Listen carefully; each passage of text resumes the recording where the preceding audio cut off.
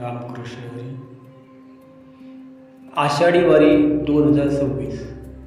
सांताक्रूज येथून आम्ही बसने पंढरपूरसाठी प्रवास करायला सुरुवात केली. जाताना वाटेत हरिनाम चालू होता. सकाळी उधना धरणाच्या इथे आम्ही जाऊन आंघोळ केली आणि तिथलं नयनरम्य दृश्य बघून आम्ही पुढे तुळजापूरच्या दिशेने निघालो. तुळजापूर येथे जाऊन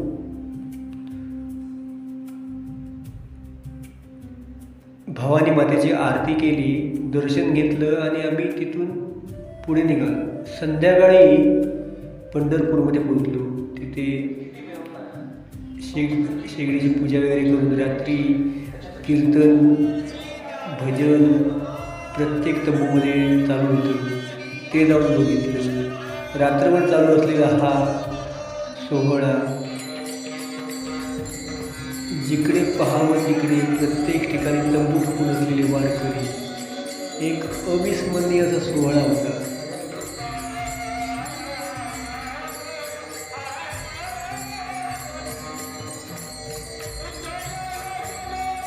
लांबून लोक चालत आले होते.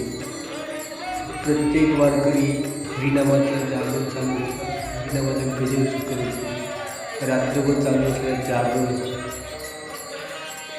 पुन्हा सकाळी उठून मंदिरात दर्शनाला जायचं होतं.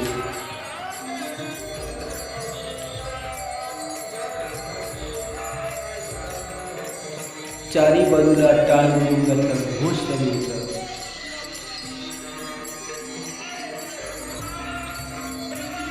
सकाळी 4 वाजता म्हणजे पहाटे 4 वाजता आम्ही पुन्हा चंद्रभागेच्या दिशेने निघालो. वाटेत भाविकांचा, वारकरी भक्तजनांचा महासागर लोटला होता. जिकडे पाहावं तिकडे वारकरी दिसत होते. चंद्रभागेच्या काठावर जाईपर्यंत आम्हाला सकाळी बाहेर उजाडलं होतं.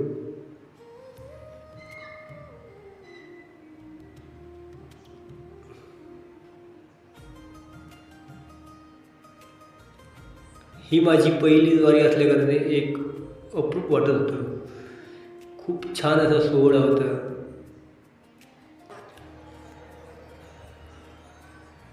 चंद्रभागेमध्ये स्नान केल्यानंतर आम्ही आता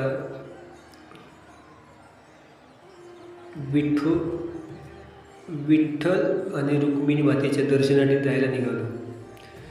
हे समोर दिसतं हे भक्त पुंडलिक महाराजांचं मंदिर.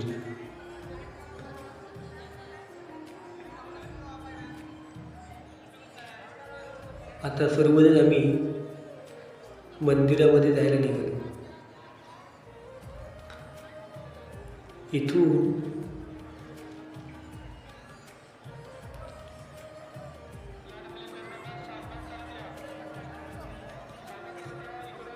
प्रत्येक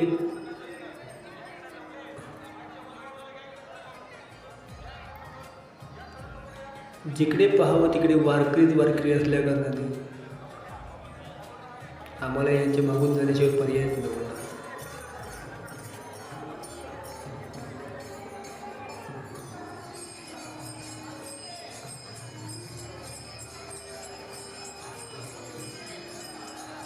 संत तुकाराम महाराजांची पालखी. तिथे नतमस्तक होऊन पुन्हा आम्ही दर्शनाच्या लाईनसाठी उभे राहिलो.